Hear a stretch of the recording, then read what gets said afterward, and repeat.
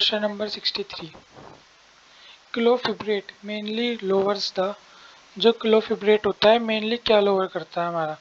एक मिनट। ये जो क्लोफिब्रेट है ये किस चीज़ को लोअर करता है? तो सबसे पहले क्लोफिब्रेट पहले लिख देते हैं, ये किसे लोअर करता है हमारा? VLDL को।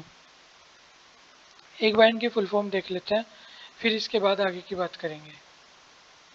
वैसे सबको आती होगी, ये विजिबल होगा। ये छोटा इसलिए गया है ताकि इजीली दिख जाए। Low density lipo low density lipoprotein, ये क्या है हमारी? LDL की है। और जो हमारा VLDL है इसकी फुल फॉर्म क्या होती है? Very low density lipo. जो हमारा LDL है इसकी क्या है? Low density lipoprotein. और VLDL की क्या होती है? Very low density lipoprotein. और जो HDL है इसकी फुल फॉर्म क्या होती है हमारी? High density lipo protein. ये तो हमारी होगी फुल फॉर्म। क्लोफिब्रेट क्या करता है? लोअर करता है VLDL को। और ये करता है क्या है? जो हमारा V कैपिटल कर लेते हैं, VLDL है, इसे चेंज करके किस में बदल देता है? LDL में। हमारी बॉडी के अंदर अगर LDL का मात्रा ज़्यादा है तो भी हमारे लिए अच्छी बात नहीं है, और VLDL की ज़्यादा है तो वो बिल्कुल भी अच्छी बात नहीं है। इसके साथ साथ ही क्या करता है? ये इंक्रीज HDL इन बॉडी। अगर हमारी बॉडी के अंदर HDL की मात्रा ज़्यादा है तो एक ठीक बात है। वैसे तो एक बैलेंस होना चाहिए इनका, LDL और HDL का।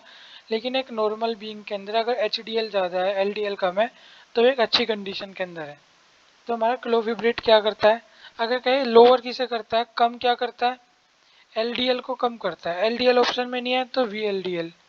VLDL ये भी ऑप्शन में नहीं है तो वो आएगा किस चीज़ को इंक्रीज करता है? इंक्रीज किसे करता है? हमारे HDL को क्या करता है? इंक्रीज करता है। तो नेक्स्ट क्वेश्चन पे चलते हैं। Lovastatin is useful in the treatment of, जो लोवास्टेटिन है किस चीज़ के ट्रीटमेंट में क्या होता है हमारा? यूजफुल होता है। लोवास्टेटिन बहुत लोग मतलब पता होगा अधिकतर को, ये हार्ट डिजीज के अंदर भी देते हैं। तो ये किस चीज़ के ट्रीटमेंट में यूज होता है? हाई बीपी के अंदर, हाइपर लाइपोप्रोटीनिमिया के अंदर, अर्दीमिया के अंदर, एंजाइना पेक्टोरिस के अंदर। तो ये हमारा अगर हम ध्यान से देखेंगे कहीं ना कहीं सभी किससे अटैच है? हार्ट से बीमारी अटैच है। लेकिन हाई ब्लड प्रेशर में नहीं देते हम इसे किसके अंदर देते हैं? हाइपर लाइपोप्रोटीनिया। ये वर्ड मैंने पहले भी सिखा बता रखा। हाइपर का मतलब ज़्यादा, लाइपो मतलब लिपिड प्रोटीन, और इनका जो प्रोडक्शन है वो क्या है? बॉडी के अंदर ज़्यादा होता है। जो मैंने वाला टॉपिक बताया था, याद होगा सबको, ट्यूमर वाला, उसके अंदर अच्छे से बताया था हाइपर लिपिड लाइपोप्रोटीनिया।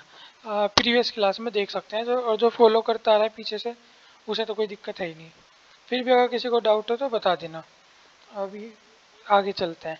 जो लोएस्टेटिन है ये ठीक है, ये ट्रीटमेंट में यूज़ होता है हाइपर लाइपोप्रोटीनिया। लेकिन करता क्या है ये क्या करता है? स्लो डाउन कर देता है हमारी बॉडी के अंदर कोलेस्ट्रॉल का प्रोडक्शन। तो स्लो डाउन कोलेस्ट्रॉल, CHOLESTROL होता है, TROL। Slow down cholesterol production.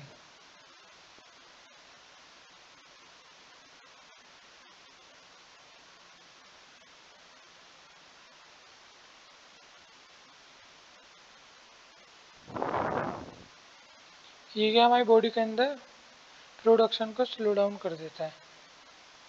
ये बड़ा लिखा जा रहा है जबकि यहाँ छोटा लिखा गया था, पता नहीं क्या होगा।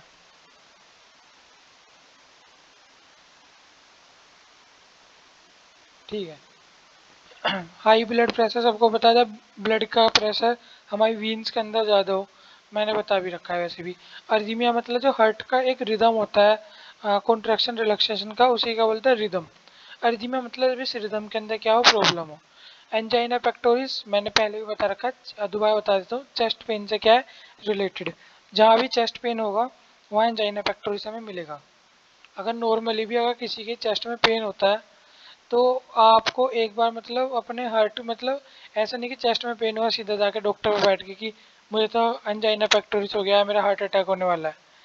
अगर चेस्ट में रेगुलर पेन होता है तो आपको सतर्क हो जाना चाहिए और इस तरफ थोड़ा ध्यान देना चाहिए।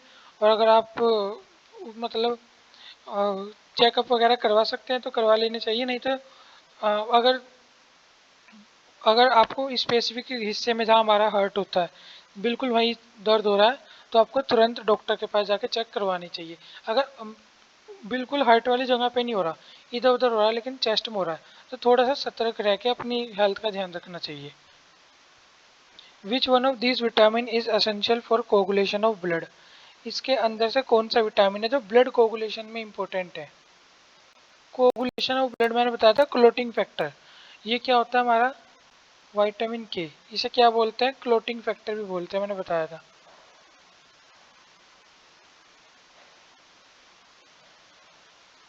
क्लोटिंग फैक्टर, इसका एक साइंटिफिक नेम भी है, मैंने पिछली क्लास में शायद बताया था किसी में कि मैं इसका नाम भूल गया हूँ। और मैंने शायद कमेंट में करने के कहा था लेकिन अब मुझे अब मैंने वो कमेंट नहीं कर पाया मैं। तो जो रेगुलर वीडियो देख रहा है वो यहाँ से भी देख सकता है। इसका जो हमारा साइंटिफिक नेम होता है वो क्या होता है, फाइलोक्यूनाइन होता है। शायद मैंने कमेंट में नहीं बोला था जहाँ तक मुझे याद है, अब मुझे ध्यान नहीं मैंने बोला था नहीं बोला था। फाइलोक्यूनाइन, सॉरी क्यूनोन, फाइलोक्यूनोन, ये गैस का साइंटिफिक नेम है। वैसे इम्पोर्टेंट नहीं है ये, फिर भी अगर कोई याद करना चाहे तो कर सकता है, लेकिन ये बहुत कम पूछा जाता है लेकिन एक इम्पोर्टेंट है। जो हमारा निकोटिनिक एसिड है इसे नियासिन भी बोल देते हैं। नियासिन से सबको याद आ गया होगा ये क्या है हमारा, ये B3 हो गया। फोलिक एसिड क्या बोल देते हैं इसे, ये क्या हो गया हमारा B9 हो गया। विटामिन B1, ये तो B1 है ही, जिसका नाम क्या होता है, थायामीन होता है। मैंने ये सारे करवा रखे हैं विटामिन, बायोकेमिस्ट्री की क्लास में करवाए थे सारे vitamin. A B, B1, B2, B3, B5, B6, B7 भी करवाया था, और B7 करवाया था, B9 करवाया था, B12 करवाया था, C करवाया था, D करवाया था, E करवाया था, K करवाया था। तो आप वहाँ से देख सकते हो इन सबके नाम भी, जैसे thiamine, riboflavin, niacin, pantothenic acid, और हमारा पायरिडोक्सिन, और ये पायरिडोक्सिन हो गया, और हमारा फोलिक एसिड हो गया, और B7 बायोटिन हो गया हमारा, और B12 क्या हो गया, साइनोकोबालामिन हो गया। तो आप पिछली वीडियो में भी देख सकते हो, यहाँ भी मैंने सारे नाम बता दिए हैं। Which one of these metallic ion essential for coagulation of blood? कौन सा मेटेलिक आयन है जो क्या ब्लड कोगुलेशन में क्या जरूरी होता है? देखो, ब्लड कोगुलेशन के अंदर अगर मेटेलिक आयन बोला है, वैसे बोलता तो विटामिन के हमें पता है ब्लड को क्लोटिंग फैक्टर है तो कोगुलेशन में तो हेल्प करेगा। मेटेलिक करेक्टर क्या होता है, अगर किसी को नहीं पता, पता होनी चाहिए इस बात, कैल्शियम हमारे ब्लड क्लोटिंग में भी क्या हेल्प करता है। हमारे जो मसल्स है ना, एक्टिन मायोसिन, इसे मसल्स को कॉन्ट्रैक्ट रिलैक्सेशन में भी क्या है, कैल्शियम का इंपॉर्टेंट रोल है। इसके अलावा हमारे ब्लड कोगुलेशन में भी क्या है, कैल्शियम का बहुत इंपॉर्टेंट रोल होता है। ये हमारे बोन, मसल, कनेक्टिव टिश्यू, इसमें भी क्या है, ये मतलब यहाँ इन सब जगह क्या इसका यूज होता है, किसका, कैल्शियम का। बाकी की बात कर लेते हैं, कैल्शियम की तो हमने कर ली बात। Bone, muscle, connective tissue calcium के अंदर आ गया। जो हमारा सोडियम होता है, सोडियम क्या करता है, सबको पता है सोडियम क्या करता है, फ्लूइड और इलेक्ट्रोलाइट बैलेंस करता है।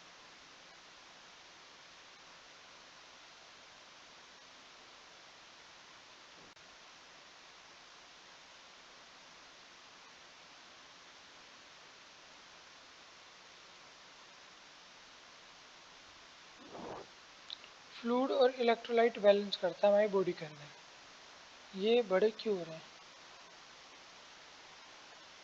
इसे थोड़ा इधर खिसका देते हैं। अब पोटेशियम का भी कुछ काम, वैसे हम कई बार सोडियम पोटेशियम को एक ही कैटेगरी में रख देते हैं, लेकिन पोटेशियम का और भी बहुत जरूरी काम होता है हमारी बॉडी के अंदर। जैसे हमारी नर्व फंक्शन और मसल कॉन्ट्रैक्शन में भी क्या है, इसका भी यूज होता है। नर्व फंक्शन में,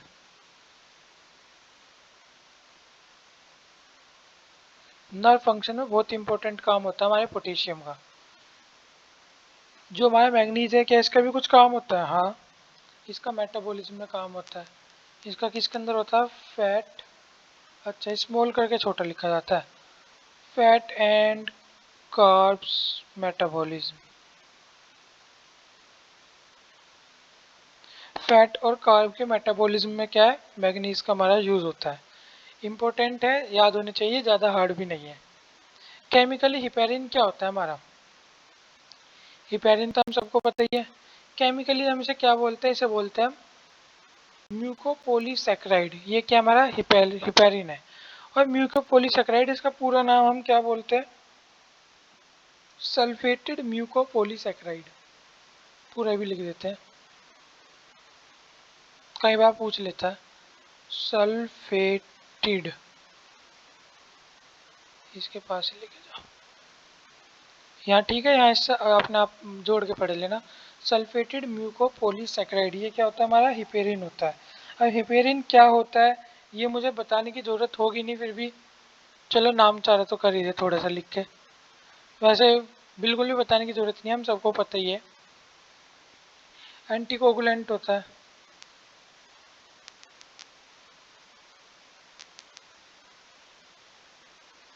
एक तो हमारा एंटीकोगुलेंट होता है, इसके अलावा हार्ट में, हार्ट डिजीज में यूज़ करते हैं।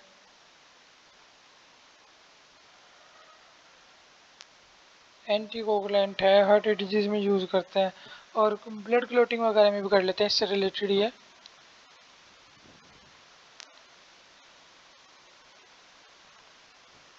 एंटीकोगुलेंट का मतलब क्या है? जो कोगुलेशन ना होने दे। कोगुलेशन नहीं होने देगा तो क्या ब्लड क्लोटिंग भी नहीं होने देगा। तो ये क्या है, एक मतलब मैच करती हुई बातें हैं, एक से बात के अंदर से बात निकलती है और कुछ नहीं। सेलुलोज सबको पता है, पॉलीसेकेराइड पता है, कार्बोहाइड्रेट का टूटा हुआ रूप है। सेलुलोज हमारी सेल वॉल बनी होती है जिसकी। Which one of these is used in overdose of heparin? अगर हिपेरिन की ओवरडोज हो गई, which one of these is used in overdose of heparin? अगर हिपेरिन की ओवरडोज हो गई तो हमें क्या लेना पड़ेगा या क्या किया जाता है? देखो सीधी सी बात है, अगर हिपेरिन की ओवरडोज होगी, हिपेरिन क्या करता है? एंटी कोगुलेंट होता है ना, मतलब कोगुलेशन को नहीं होने देगा। अगर हिपेरिन की ओवरडोज हो जाती है, इस कंडीशन में हम क्या करते हैं? हम प्रोटोएमाइन सल्फेट लेते हैं। प्रोटोएमाइन सल्फेट मैं पहले मतलब बता देता हूँ। प्रोटोएमाइन हमने इससे पहले जो हमने लेक्चर पढ़ा था, बायो फार्मास्यूटिकल केमिस्ट्री सेकंड, आज की ही डेट पे, उसके अंदर भी हमने प्रोटोएमाइन पढ़ा था। इंसुलिन के साथ देते हैं तो इसका एब्जॉर्प्शन को क्या कर देता है? स्लो डाउन कर देता है। इसी तरह हिपेरिन के भी जो फंक्शन है उसे क्या कर देता है? स्लो डाउन कर देता है। विटामिन के एक लोटिंग फैक्टर वारफेरिन, बिल्कुल मतलब जस्ट लाइक सिमिलर वारफेरिन। और ट्राइएमिन क्या है? ये अमाइन का एक क्या फॉर्म है? अमाइन मतलब अमीनो एसिड। देखो अब आ गया हमारा oral anticoagulant act as antagonise the action of. जो ओरल एंटीकोगुलेंट है, ये एक्ट करते हैं क्या? एंटागोनाइज कर देते हैं किस चीज के एक्शन को? कैल्शियम आयन के एक्शन को। कैल्शियम का इसमें तो कोई रोल नहीं दिखता। फिब्रिनोजन और प्रोथ्रोम्बिन, ये क्लोटिंग फैक्टर से डिपेंड करते हैं, लेकिन इनके एक्शन को एंटागोनाइज नहीं करता है। किसके एक्शन को करेगा? हमारे विटामिन के को। या कई बार इसे वारफेरिन भी बोल देते हैं, इसलिए मैंने इन्हें सेम सेम कहा था, लेकिन ये सेम होते नहीं है, याद रखना। वारफेरिन ड्रग के रूप में भी आता है हमारे।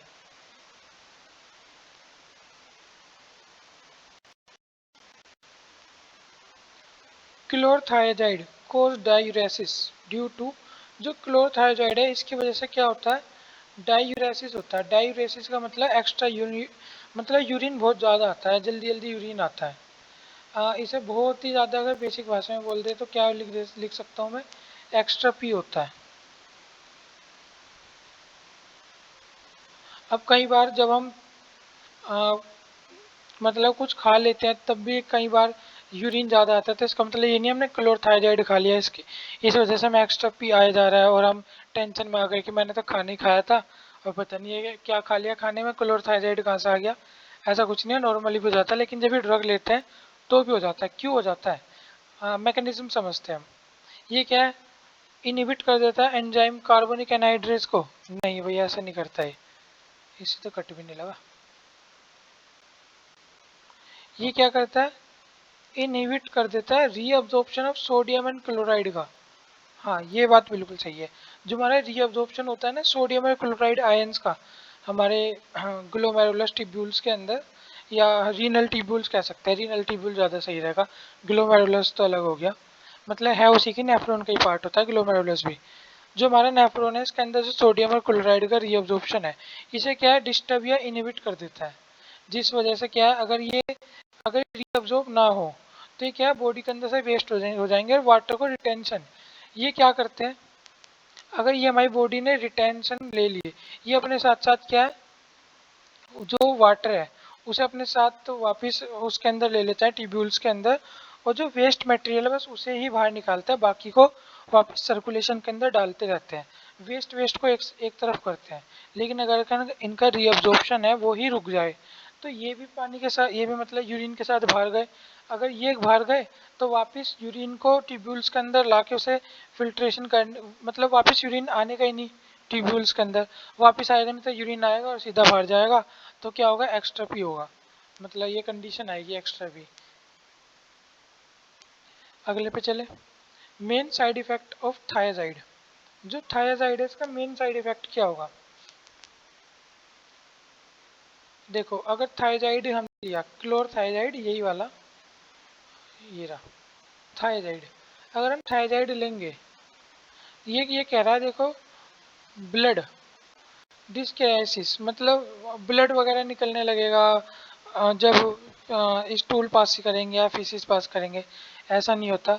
वोमिटिंग नहीं, नोजिया नहीं, हाँ वीकनेस फील कर सकते हैं, बहुत ज़्यादा वीकनेस, एक्सट्रीम लेवल पे वीकनेस हो सकती है। इसके अलावा क्या होता है, हाइपोकैलीमिया। देखो हाइपोकैलीमिया क्या होता है, मैं कई बार बता चुका हूँ, तो अब जो बच्चे स्टार्टिंग से हैं उन्हें कम से कम ये बेसिक टर्म तो याद हो गई होगी, और ये हमारा इसी में नहीं, ये हमें डीएसएसबी में भी बहुत काम देगी। यही जो टर्म्स होती है इनके ऊपर ही बहुत सारे क्वेश्चन, बिना हमें, अगर हमें नहीं भी आता, इन टर्म्स के हिसाब से भी हम कई बार कर लेते हैं।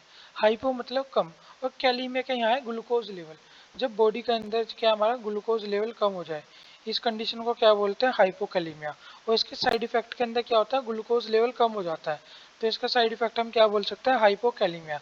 ब्लड के अंदर ग्लूकोज लेवल की कमी हो जाना है, ग्लूकोज लेवल का कम हो जाना। नेक्स्ट क्वेश्चन पे चलते हैं।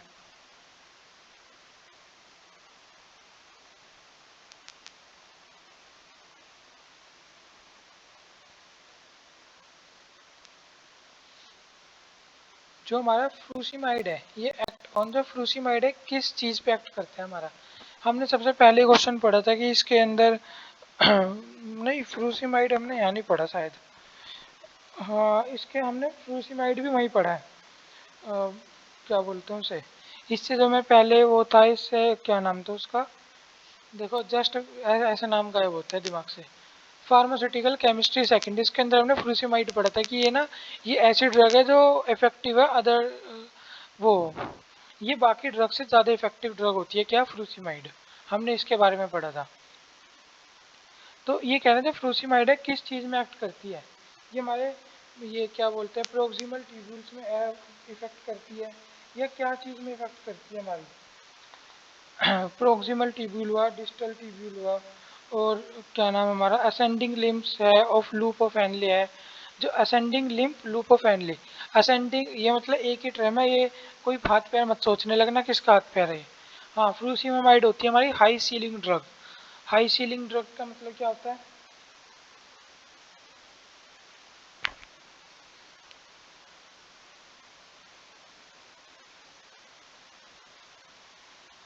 High, CEILING DRUG, high ceiling drug, ये क्या है, इफेक्टिव मोर देन अदर, मतलब जो अदर डायूरेटिक्स हैं उनसे ज़्यादा इफेक्टिव होती है क्या, फ्रूसिमामाइड। और ये क्या करती है, जो हमारा लूप ऑफ हैनले होता है ना असेंडिंग, उसके ऊपर क्या करती है, एक्ट करती है। अब ग्लोमेरुलस का चित्र मैं बनाने में असमर्थ हूँ। यहाँ एक बोमन कैप्सूल्स होता है, ऐसे निकल के टेढ़े मेढ़े होके इस तरह एक ट्यूब होती है, इस ट्यूब को लूप ऑफ हैनले बोलते हैं। जब ये यहाँ ऊपर से नीचे आती है इसे बोलते हैं descending limbs loop of Henle का, ट्रांसवर्स, और ये क्या है, असेंडिंग। तो इसी जगह पे क्या करती है, अपना एक्शन अप्लाई करती है।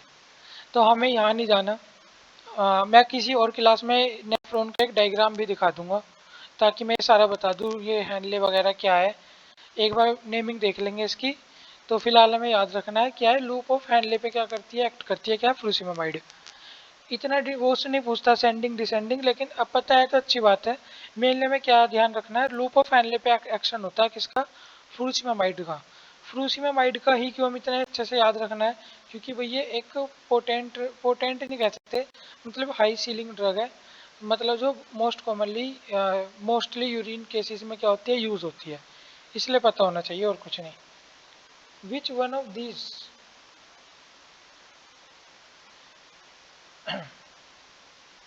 एक सेकेंड, ये क्या आ रहा है, ठीक है। Which one of these diuretic does not affect the potassium excretion? Which one of these diuretics does not affect the potassium secretion? इसके अंदर से कौन सा ऐसा डायूरेटिक्स है जो पोटेशियम के सिक्रेशन को हमारी बॉडी के अंदर अफेक्ट नहीं करता। पोटेशियम का हमें पता है ना, अगर पोटेशियम हमारी बॉडी के अंदर बैलेंस होगा तो हमारी जो नर्व्स है ईजिली फंक्शन करेंगी। तो इसके अंदर कौन इफेक्ट नहीं करता, ये हमारा ट्राई एमिट्राइन, स्पाइरोलैक्टोन, ये भी बहुत फेमस ड्रग है, और अमाइलोराइड, ये तीनों ही क्या है हमारे, मतलब इसे इफेक्ट नहीं करती। तो ऑल ऑफ द अबाव इसका आंसर हो जाएगा।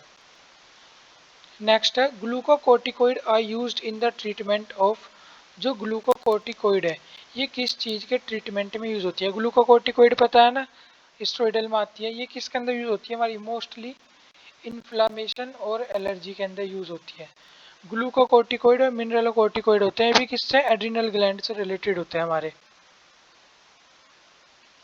जो ओरल कॉन्ट्रासेप्टिव डिवाइस है, जो ओरल कॉन्ट्रासेप्टिव ड्रग्स है सॉरी, वो क्या कंटेन करती है, एस्ट्रोजन, प्रोजेस्ट्रोन या इनका मिक्सचर क्या। तो ये हमारे क्या है, ये हमारे जो कॉन्ट्रासेप्टिव डिवाइस होती हैं, ओरल ड्रग्स, मतलब डिवाइस नहीं, बार बार मुझसे डिवाइस निकल रहा है, ड्रग्स होती है, ओरल कॉन्ट्रासेप्टिव ड्रग्स होती हैं। ये क्या है, ये मिक्सचर कंटेन करती है एस्ट्रोजन और प्रोजेस्ट्रोन का। ये क्या है, हमारी बॉडी के अंदर हार्मोन लेवल को इम्बैलेंस कर देती है, और जो क्या हमारी, मतलब जो भी इंसान उसे यूज़ कर रहा है उसकी हेल्थ के लिए क्या है, सही नहीं है। तो नेक्स्ट क्वेश्चन पे चलते हैं। टाई इसकी जगह हम क्या फिजिकल कॉन्ट्रासेप्टिव डिवाइस यूज़ कर सकते हैं, मतलब जो भी है, पेशेंट नहीं बोलेंगे, जो भी पर्सन है वो क्या है, ओरल कॉन्ट्रासेप्टिव की जगह अगर वो फिजिकल कॉन्ट्रासेप्टिव यूज़ करे तो ज़्यादा बेनिफिशियल होगा, क्योंकि वो क्या फिजिकली वर्क कर रहा है, वो कोई भी हमारे बॉडी के अंदर हार्मोन्स या किसी और चीज़ को प्रभावित नहीं कर रहा। तो उसका जो फंक्शन है फिजिकली होगा तो इफेक्ट नहीं करता बॉडी को। लेकिन जो हम हार्मोन इम्बेलेंस करते हैं अपनी बॉडी के अंदर, ये डेंजरस हो सकता है बहुत। जो टाइफाइड फीवर है किसके द्वारा कोज होता है, ये तो सबको ही पता है, टाइफाइड फीवर किसके द्वारा होता है, साल्मोनेला टाइफी। जो हमारी ये है स्ट्रेप्टोकोकस, और ये हमारा ओरियस, स्ट्रेप्टोकोकस विरिडेंस, स्टेफोकोकस फैसिलिस, ये सब क्या है, एक मिनट, हाँ, ये क्या है हमारे ग्राम,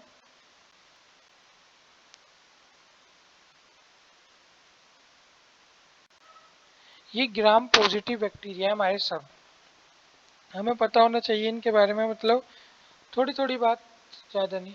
जो हमारा जैसे ये है ओरिकस है, ये क्या होता है हमारा ब्लड स्ट्रीम इन्फेक्शन में, निमोनिया बहुत इंपॉर्टेंट है इसका, निमोनिया के अंदर, और जॉइंट इन्फेक्शन इसके अंदर क्या है मेनली कोज करता है।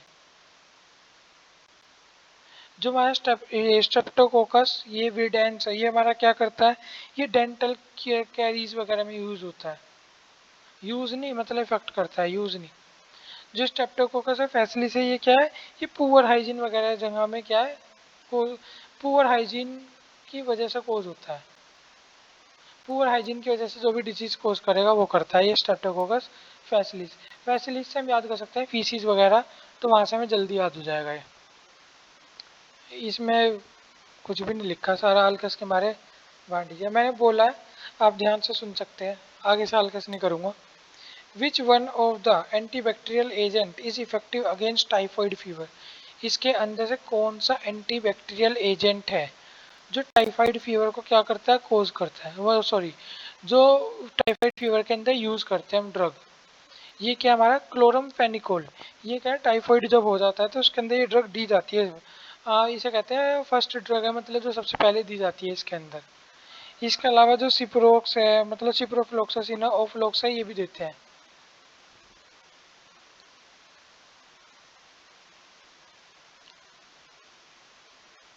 ये ना फर्स्ट ड्रग में आती है, माइक्लोरम फेनिकोल हुआ, सिप्रोफ्लोक्सासिन हुआ। जो हमारा पेनिसिलिन में एंटीबायोटिक है, टेट्रासाइक्लिन में बताते हैं इन्फेक्शन वगैरह में देते हैं। इसकी पहले भी है सल्फर, सल्फाथाइजोल क्या है हमारा, हाँ ये सल्फा कंटेनिंग ड्रग है। और इनके भी बहुत सारे यूज है, फिलहाल एग्जैक्ट मैं एकदम से भूल गया। एक सोडियम थायोसल्फेट से साइनाइड पॉइजनिंग। थायोजोल हमारा शायद इन्फेक्शन वगैरह में यूज करते हैं, मैं इसे पुष्टि नहीं करूंगा, मुझे ध्यान नहीं है अभी। The positive organism of pneumonia is, pneumonia का पॉजिटिव ऑर्गेनिज्म क्या है? एक तो होता है स्ट्रेप्टोकोकस निमोनिया, ये तो बहुत फेमस है और ये मोस्टली को पता भी होगा।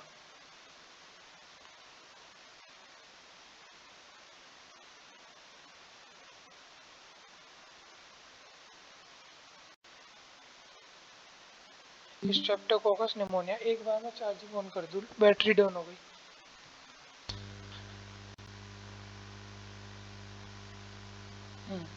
एक तो हमारा क्या है, स्ट्रेप्टोकोकस निमोनिया है। और ये तो है ही, इसके अंदर से कौन सा बैक्टीरिया है? विब्रो कोलरी कोलरा करता है, स्टेप फेक पे ये हमारे फैसिलिस था, ये हमने पुअर हाइजीन के अंदर पढ़ा था। जो हमारा वीडिन से डेंटर कैरीज में पढ़ा था। और ये हमने बताया इंटेस्टाइन इन्फेक्शन, जॉइंट इन्फेक्शन और ब्लड इन्फेक्शन के अंदर पढ़ा था ना। और यही वो पॉजिटिव ऑर्गेनिज्म है जो निमोनिया भी करता है। The effective antibacterial therapy for the treatment of pneumonia. Pneumonia के अंदर एंटीबैक्टीरियल थेरेपी है वही जो मोस्ट कॉमनली ड्रग यूज होती है, वो कौन सी होती है हमारी? ये होती है एम्पिसिलिन और क्लोक्सासिलिन, निमोनिया के अंदर देते हैं। ये रिफेम्पिसिन किसके अंदर देते हैं हम? टीबी के अंदर देते हैं, टेट्रासाइक्लिन इन्फेक्शन में देते हैं। और हमारा जो सिफेलोस्पोरिन है, ये शायद सिफेलोस्पोरिन दे देते हैं, किसके अंदर देते हैं? ये इन्फेक्शन वगैरह में देते हैं, ये भी मैं नहीं बता सकता, मुझे ध्यान से उतर गया। कोई कोई चीज़ होती है, मतलब ये ऐसी बात नहीं है कि ये बहुत हार्ड ड्रग है और ये पता ही नहीं होगी। ये बहुत कॉमन ड्रग है, लेकिन माइंड से स्लिप हो जाती है। अब इसे सोचने बैठूंगा बहुत देर लगेगी, पता नहीं इतनी देर बाद भी याद आएगी नहीं आएगी। तो इसकी अगर कोई जानना चाहे तो 1 मिनट लगेगी, उसे गूगल करके जान सकता है। इम्पोर्टेंट नहीं है, अगर इम्पोर्टेंट होती तो मैं या तो इसके कमेंट में या 2 मिनट रुक के सोच के या जैसे ही मैं आपको जवाब देता। इम्पोर्टेंट नहीं है इसलिए हम इसे छोड़ रहे हैं। द सल्फोनामाइड्स आर, जो सल्फोनामाइड्स है ये क्या होते हैं? देखो सल्फोनामाइड्स एक ऊपर भी आए थे ना, सल्फोनामाइड ऊपर भी पढ़ का आए हम, नहीं कुछ और था वो। जो सल्फोनामाइड्स है क्या होते हैं? बैक्टीरियोसाइडल नेचर के होते हैं, बैक्टीरियोस्टैटिक नेचर के होते हैं। Bacteriocidal only at high dose, अगर बहुत ज़्यादा डोज में थे तभी बैक्टीरियोसाइडल होंगे, या कुछ भी नहीं होते इसके अंदर से। ये हमारे होते हैं बैक्टीरियोस्टैटिक। देखो दो दो चीज़ होती है। साइडल का मतलब होता है बैक्टीरिया को किल करने वाला, स्टैटिक का मतलब है उनकी ग्रोथ को रोकने वाला, और साइडल तो वही सेम वर्ड हो गया। हाई डोज पे ऐसा नहीं है, बैक्टीरिया को किल नहीं करते, इनके बैक्टीरिया का प्रोडक्शन को या इनके जो रेप्लिकेशन उसे क्या करते हैं, रोक देते हैं।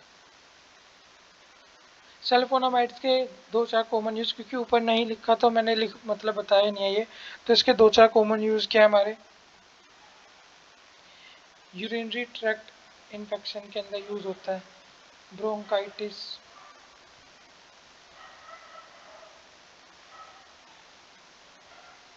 यूरिनरी ट्रैक्ट इन्फेक्शन, ब्रोंकाइटिस हुआ हमारा, ईयर एंड आई।